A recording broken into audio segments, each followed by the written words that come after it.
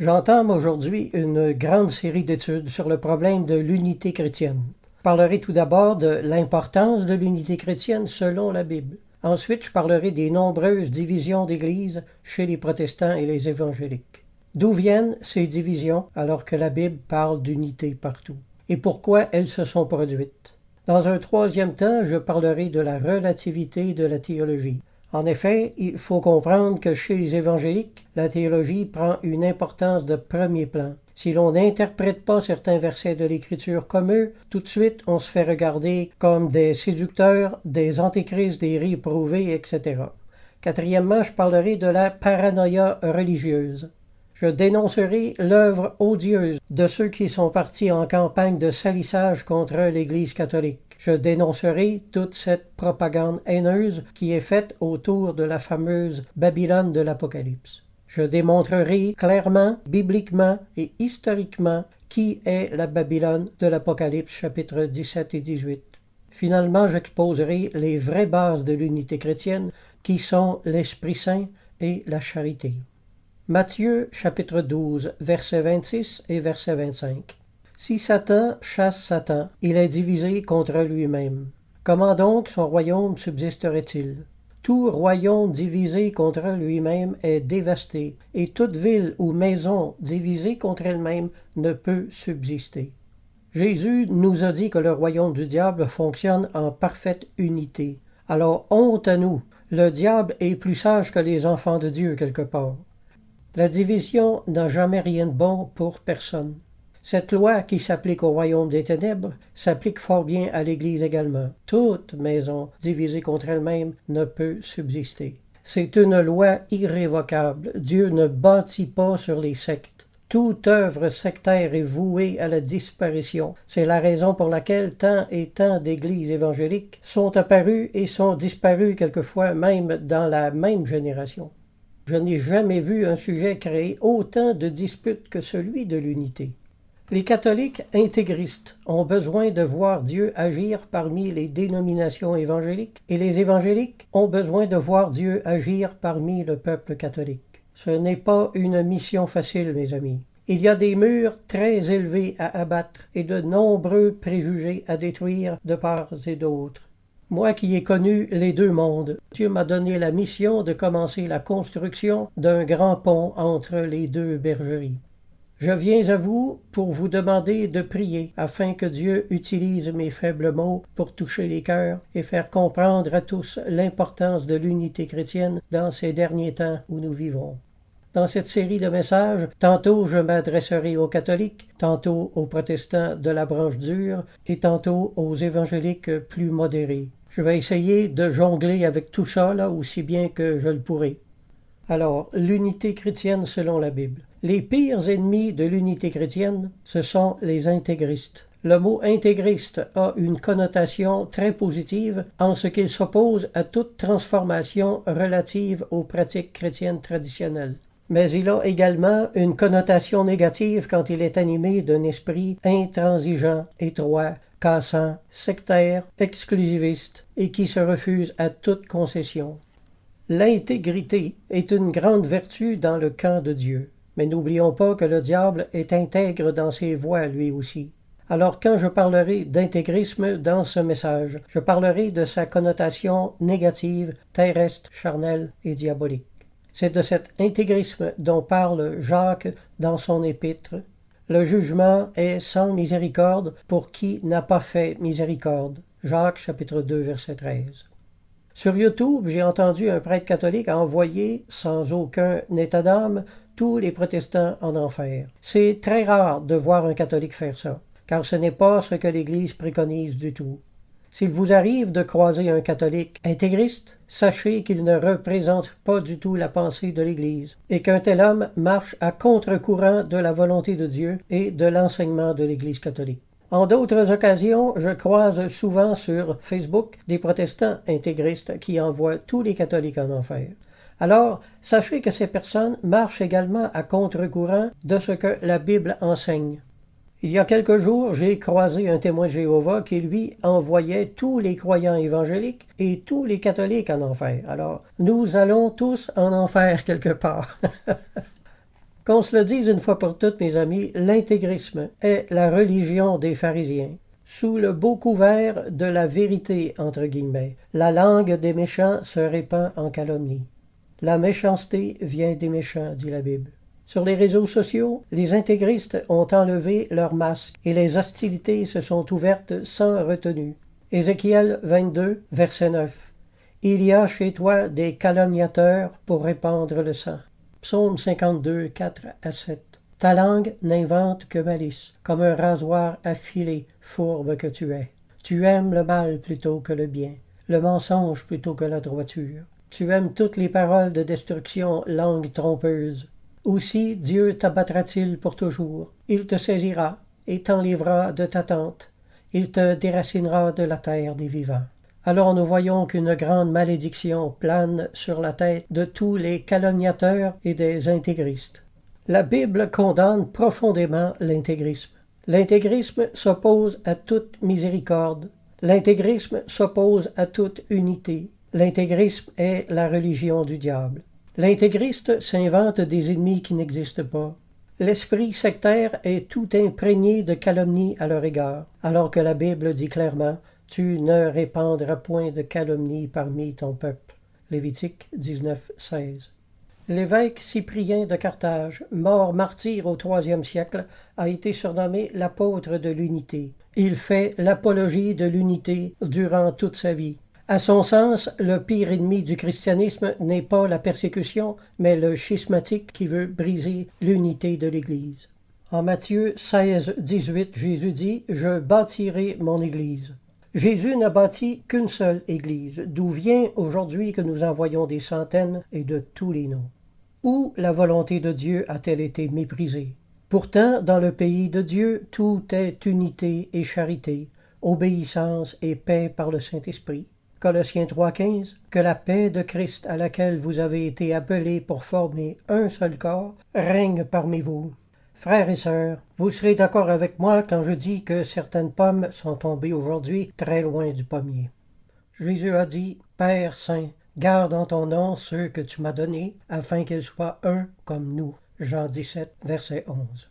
Il dit plus loin, je prie pour ceux qui croiront en moi par leur parole, afin que tous soient un, comme toi, Père, tu es en moi, et comme je suis en toi, afin qu'eux aussi soient un en nous, pour que le monde croie que tu m'as envoyé. Je leur ai donné la gloire que tu m'as donnée, afin qu'ils soient un comme nous sommes un, moi en eux et toi en moi, afin qu'ils soient parfaitement un et que le monde connaisse que tu m'as envoyé et que tu les as aimés comme tu m'as aimé. Jean 17, versets 20 à 23. Alors, tout écart avec la sainte volonté de Dieu devient un scandale pour le monde des non-chrétiens. Montsabré a écrit « Plus Jésus-Christ entre en nous, plus nous entrons les uns dans les autres par la charité. » Voilà, mes amis, le vrai christianisme. Il en faut du courage pour mettre nos préjugés de côté et de s'ouvrir à l'amour fraternel. L'unité des chrétiens est actuellement la chose la plus importante. L'ennemi a créé des sectes et des divisions pour affaiblir le témoignage chrétien dans le monde. Sans l'unité, on ne peut plus rien faire. Nous perdons toute force et toute crédibilité. L'unité de l'Église est le fer de lance de sa puissance. Et quand j'emploie le mot « Église », je l'emploie au sens large. Je parle de tous les chrétiens, toutes dénominations confondues. Chez les premiers chrétiens, l'unité était basée sur un commun amour pour le Christ. Tous ceux qui aimaient le Christ étaient regardés comme des frères et des sœurs. Tout était si simple. Les agapes chrétiennes au premier temps de l'Église, après de telles réunions où l'on baignait dans une atmosphère d'unité, où l'on recevait le pain de l'unité, les païens s'en déclaraient stupéfaits. Ils disaient « Voyez comme ils s'aiment ». Ce témoignage est de Tertullien au IIe siècle. Aujourd'hui, le monde regarde les églises et disent « Voyez comme ils se déchirent ». Alors l'unité est le sel de notre témoignage chrétien. Jésus dit « Vous êtes le sel de la terre ». Mais si le sel perd sa saveur, avec quoi la lui rendra-t-on? Il ne sert plus qu'à être jeté dehors et foulé aux pieds par les hommes. Matthieu 5,13. Alors si les chrétiens perdent leur témoignage, qui rendra témoignage? Les croyants sectaires ne s'inquiètent pas de rendre un mauvais témoignage. Ils s'enferment entre les quatre murs de leurs petites églises et se complaisent en eux-mêmes. Ils proclament l'Évangile de la bouche, mais le combattent dans la pratique. L'Église catholique est la seule qui ait l'unité des chrétiens à cœur. Toutes les autres se mordent et se dévorent. Les chrétiens évangéliques ne jurent que par la Bible, mais refusent de la mettre en pratique dans les matières les plus importantes. La Bible exhorte partout les chrétiens à l'unité fraternelle, mais dans la pratique, ils en sont les plus féroces adversaires. Mais qu'est-ce qui se passe, les amis? Est-ce qu'il y a quelqu'un qui va enfin se lever avec moi pour condamner cet état de choses? Je vois partout des groupes religieux essayer d'en faire entrer les autres en imposant leur façon d'interpréter la Bible. Ce que je trouve mesquin et même cruel, c'est que presque tous ces groupes essaient de convertir les gens sous la menace de l'enfer et font peser la même menace sur toutes les autres églises. Dans ces églises, lorsqu'on lit Jean chapitre 17, où Jésus prie pour l'unité des croyants, tout le monde dit « Amen ». Mais lorsqu'ils entendent quelqu'un parler d'unité entre les églises, ils disent que l'unité vient du diable. Quel aveuglement, mes amis, quel aveuglement! L'unité des croyants et des églises se réalisera un jour car Christ a prié son Père en ce sens, et tout ce que le Christ demande à son Père, il l'exauce. Mais auparavant, une grande œuvre d'information doit être faite. Il faut qu'un dialogue s'établisse entre protestants et évangéliques, entre évangéliques et catholiques, et entre catholiques et orthodoxes, etc. Je parle d'un vrai dialogue et de vrais échanges fraternels.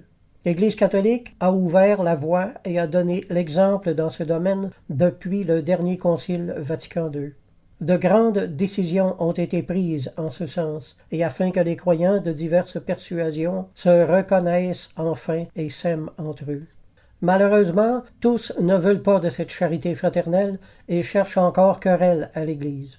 Devant ces personnes, je garde mon calme, mais je dois réfuter leurs opinions fautives.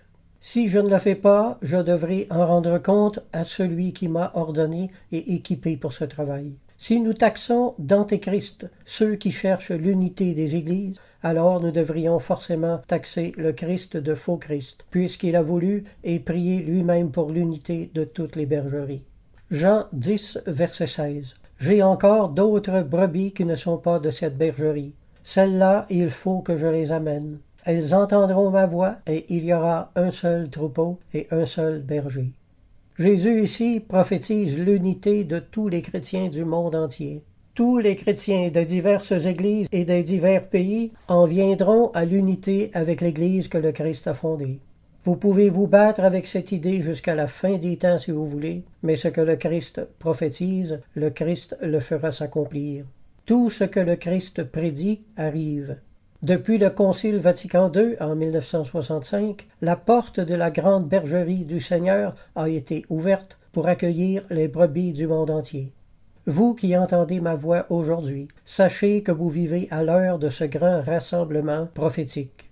Les protestants pensent que cette unité vient du diable. Ils en lisent pourtant la prophétie dans la Bible, mais se refusent d'y croire. Pour eux, ce sont les divisions qui viennent de Dieu et l'unité qui vient du diable. C'est encore une inversion de la vérité. Le père du mensonge et de l'erreur, c'est lui qui est l'auteur de toutes les inversions de vérité. Alors, je me propose à travers cette grande série d'enseignements de dissiper la confusion autour de cette question. Clément de Rome, le 4e évêque après Pierre, prie et travaille pour l'unité de l'Église. Saint Ignace, en 107, emploie pour la première fois un terme qui va désormais désigner ce caractère d'unité appliqué à l'Église. Il écrit « là où doit être la collectivité, là où est Jésus-Christ, là est l'Église catholique. » Fin de citation. Un seul évangile et une seule Église. C'est cette grande pensée de catholicité, c'est-à-dire d'universalité et de communion fraternelle, qui demeurera toujours l'idée force de l'Église jusqu'à nos temps. Cette collectivité chrétienne se définit comme une et apostolique. Au temps des premiers pères de l'Église, le vocable grec « ecclésia », qui signifie couramment « assemblée » ou « église », à l'époque désignait bien autre chose qu'une simple réunion d'hommes. L'Ecclésia était une entité consacrée, dont tous les membres étaient reliés mystérieusement les uns aux autres par la foi et la charité. L'unité de l'Église est la preuve mystique de la présence du Christ sur la terre. Tout homme se nommant frère, qui possède un esprit rebelle, étroit, sectaire, exclusif, et qui lance des anathèmes aux autres, est donc un menteur et ne fait pas partie de son peuple. Voilà où l'intégriste est pris au piège. Romains 13, 8. Ne devez rien à personne, si ce n'est de vous aimer les uns les autres, car celui qui aime les autres a accompli la loi. Donc, celui qui n'aime pas les autres vit dans la transgression. La loi de la charité fraternelle est la loi royale de Christ. Ainsi donc, aucun transgresseur de cette loi n'a la vie éternelle demeurant en lui. Ne devez rien à personne si ce n'est de vous aimer les uns les autres. L'intégriste est par définition un être qui refuse cette reconnaissance de dette. À chaque fois qu'il calomnie les autres églises, il s'enfonce dans son péché. Habacuc 2, verset 6. Malheur à celui qui augmente le fardeau de ses dettes. Jésus a dit, « Je vous donne un commandement nouveau. Aimez-vous les uns les autres comme je vous ai aimés. » Chaque Église doit aimer les autres Églises. Jésus parle ici d'un amour sacrificiel. Lorsque vous ne voulez rien sacrifier pour la paix, alors vous n'aimez pas comme Jésus veut que vous aimiez. Le père de Lamennais a écrit « Là où l'amour corrompu de soi, là où la nature vit encore, l'union à Jésus-Christ n'est pas complète. » Le père Jean-Nicolas Gros a écrit « L'orgueil seul nous empêche de bien vivre les uns avec les autres. Je vous donne, dit-il à ses disciples, un commandement nouveau qui est de vous aimer les uns les autres comme je vous ai aimés. » Il le dit, il le répète et il insiste à plusieurs reprises. Et la circonstance est remarquable, c'était au sortir de la dernière scène et au moment où il allait consommer son sacrifice. De sorte que ce commandement doit être regardé comme le testament et la dernière volonté de notre divin Maître. Fin de citation. Le protestantisme ne cherche pas cette unité de charité et n'honore pas la dernière volonté du Maître. La principale raison qui fait que les protestants ne veulent pas d'unité avec l'Église catholique, ce sont les erreurs qu'elle a commises au cours de l'histoire. Mais comme le peuple juif est toujours demeuré dans le cœur de Dieu malgré ses errances, l'Église, au long des siècles, est toujours demeurée dans l'amour de Dieu malgré les siennes. Celui qui a dit d'Israël, « Voici, j'ai reçu l'ordre de bénir. Il a béni, je ne le révoquerai point. Il n'aperçoit point d'iniquité en Jacob. Il ne voit point d'injustice en Israël. L'Éternel, son Dieu, est avec lui. Il est son roi, l'objet de son allégresse. » Nombre 23-21. Et je vous souligne que cette génération d'Hébreux au désert avait pourtant été remarquable pour ses nombreuses désobéissances. Je m'adresse à vous maintenant, protestants. Jésus a dit, « À ceux-ci tous connaîtront que vous êtes mes disciples, à l'amour que vous avez les uns pour les autres. Est-ce là le témoignage que vous avez dans le monde? Non. Voici le témoignage que vous avez. À ceux-ci tous connaîtront que vous êtes des protestants, aux divisions qui règnent entre vous et à la haine que vous avez les unes pour les autres églises. Le monde n'est pas dupe, il n'est pas aveugle, vous savez. Il voit bien que vous diabolisez les autres églises. Votre témoignage est celui d'une secte étroite d'esprit qui fait peur aux gens. Maintenant, vous savez pourquoi les gens ne viennent pas à vos cultes le dimanche et ne visitent pas vos églises. En Éphésiens, chapitre 4, versets 1 à 6, Paul écrit « Je vous exhorte donc, moi le prisonnier dans le Seigneur, à marcher d'une manière digne de la vocation qui vous a été adressée, en toute humilité et douceur, avec patience, vous supportant les uns les autres avec charité, vous efforçant de conserver l'unité de l'esprit par le lien de la paix. Il y a un seul corps et un seul esprit. Vous aussi, vous avez été appelés à une seule espérance par votre vocation. Il y a un seul Seigneur, une seule foi, un seul baptême, un seul Dieu et Père de tous, qui est au-dessus de tous et parmi tous et en tous. » Le Seigneur aime tant l'unité que chaque tout petit effort, chaque toute petite parole en ce sens réjouit le ciel tout entier. De tous les versets bibliques, celui-ci est de loin le plus difficile à mettre en pratique pour les croyants évangéliques. Chacune de ces petites églises sont d'accord pour être en paix avec les membres de leur petit groupe. C'est facile d'être en paix avec ceux qui ont la même foi que nous et la même théologie que nous. Mais ce que le Seigneur demande, c'est d'élargir nos cœurs, d'élargir la charité pour étendre l'amour fraternel à tous ceux qui vivent en dehors de nos petits groupes respectifs. Voilà où est la vraie spiritualité et la vraie charité évangélique. Dieu aime tellement l'unité de ses enfants. Maintenant, si ce que Dieu aime vous répugne, c'est vous que vous devez remettre en question et non vous débattre pour essayer de tordre le sens des Écritures, pour annuler ce qu'elles vous enseignent pourtant si clairement. Vous pouvez invoquer toutes sortes de raisons pour ne pas incorporer les autres églises dans votre charité fraternelle, mais dans le fond de votre cœur, vous connaissez la vérité. Et cette vérité, c'est que votre cœur est mesquin, petit, resserré, étroit et bigot, et que vous marchez en contradiction avec la volonté de Dieu énoncée clairement dans l'Écriture. Les protestants ne jurent que par la Bible, mais se refusent à la mettre en pratique. Le protestantisme est parfaitement divisé, alors que la Bible dit d'être parfaitement unie. Alors qu'est-ce qui se passe, mes amis? Vous voyez bien que vous n'êtes pas si biblique que ça, après tout. Pourquoi m'appelez-vous Seigneur, Seigneur, et ne faites-vous pas ce que je dis? Luc 6, 46. Le protestantisme, n'étant pas capable d'unité, a pris sur lui-même de l'objecter et de faire de leur division une vertu. Le passage classique de l'objection à l'unité est le suivant. « Ne croyez pas que je sois venu apporter la paix sur la terre, dit Jésus. Je ne suis pas venu apporter la paix, mais l'épée. Car je suis venu mettre la division entre l'homme et son père, entre la fille et sa mère, entre la belle-fille et sa belle-mère. » Matthieu 10, 34-35. Dans un premier temps, Jésus prophétise que l'Évangile produira une division dans le monde païen.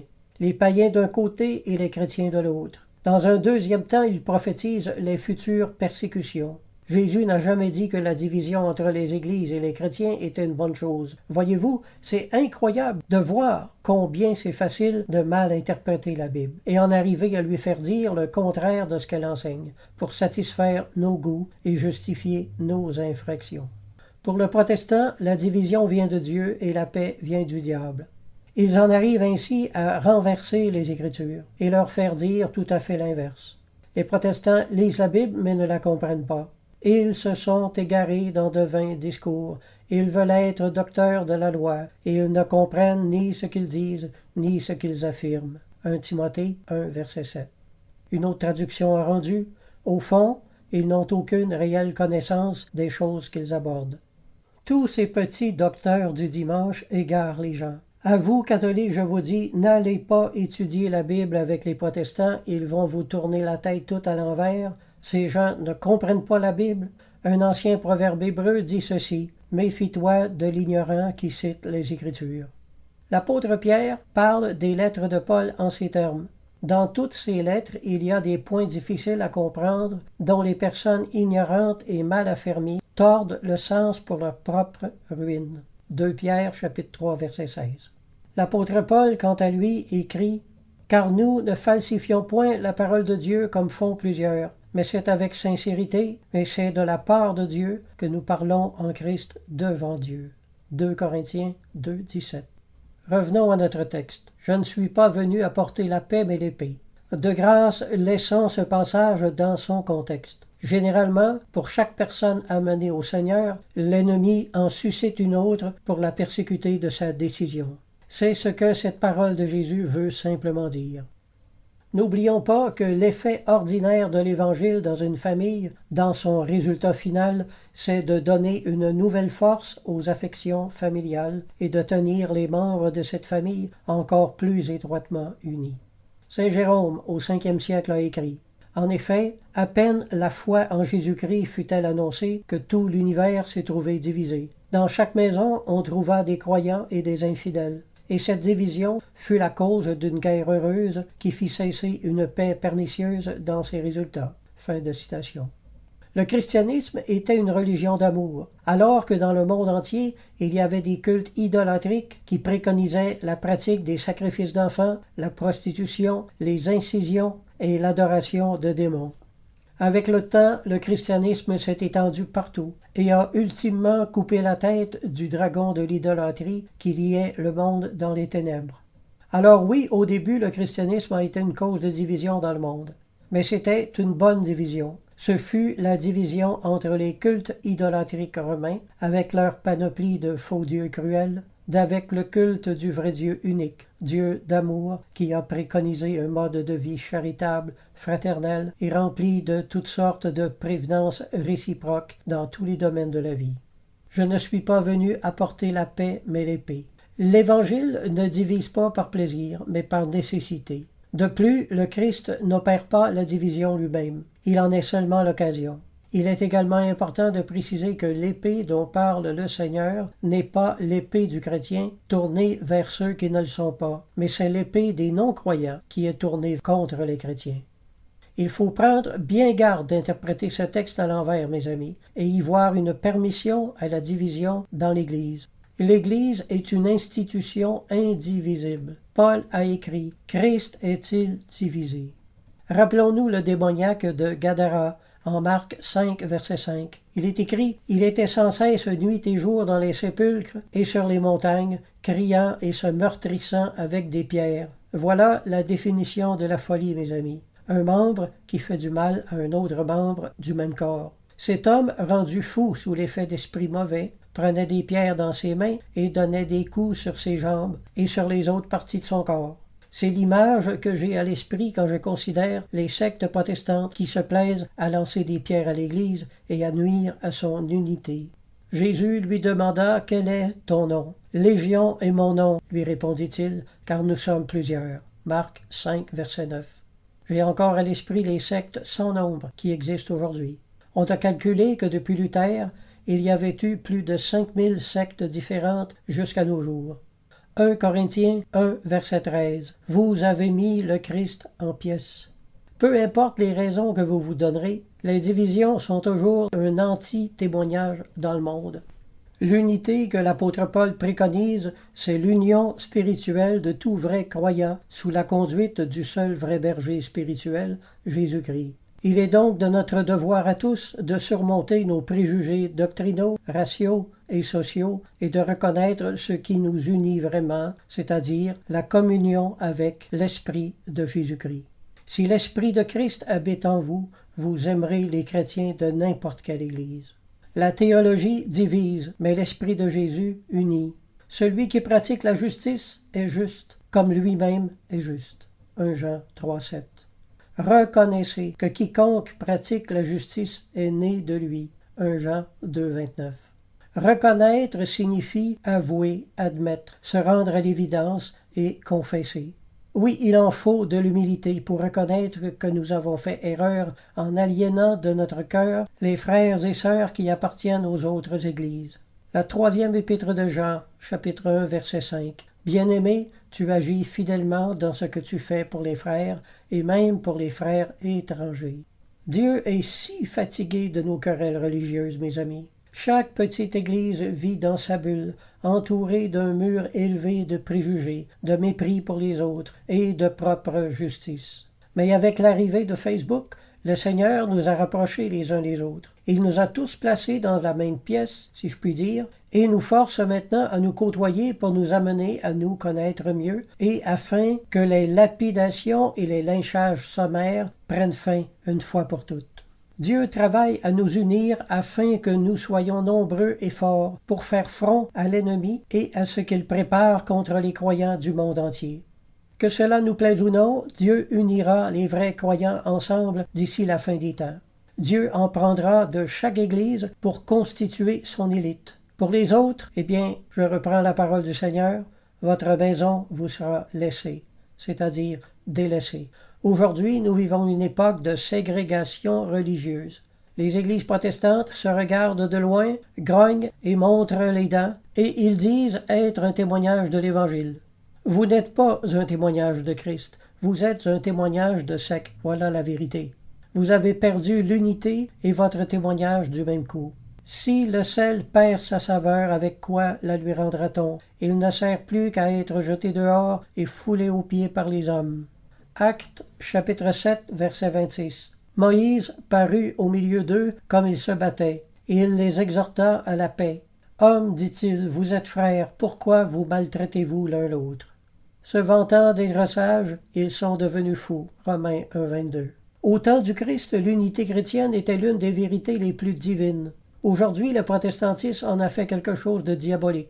Pour les premiers chrétiens, l'amour fraternel était la réalité chrétienne la plus élevée. Aujourd'hui, les églises protestantes se reniflent l'une l'autre comme des chiens. Vous autres protestants, vous inversez toutes les valeurs évangéliques véritables. Vous avez déchiré la tunique du Seigneur. Ce que les Romains même n'avaient pas osé faire, vous l'avez fait sans retenue et sans conscience. Vous avez déchiré les valeurs évangéliques les plus élevées en lambeaux que se partagent aujourd'hui les sectes. Vous avez fait, au nom de la vérité, ce que la vérité interdit de faire. Vous avez accompli la prophétie de Paul lorsqu'il a dit que dans les temps de la fin, les hommes seront irréligieux, c'est-à-dire qu'il n'y aura plus rien de sacré pour eux. L'unité chrétienne vient du diable, la paix dans le monde vient du diable, le mariage n'est qu'un contrat, l'Eucharistie n'est qu'un mémorial, les églises ne sont pas des lieux saints, mais simplement des bâtiments, etc. Le protestantisme a tout désacralisé. Ah, vous pouvez être fiers de votre religion, mes amis. Le diable peut toujours se fier que ses esprits mauvais feront leur travail, mais Dieu peut rarement se fier sur ses enfants.